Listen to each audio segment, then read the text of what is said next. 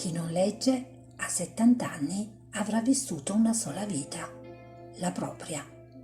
Chi legge avrà vissuto 5.000 anni. C'era quando Caino uccise Abele, quando Renzo sposò Lucia, quando Leopardi ammirava l'infinito. Perché la lettura è un'immortalità all'indietro. Umberto Eco.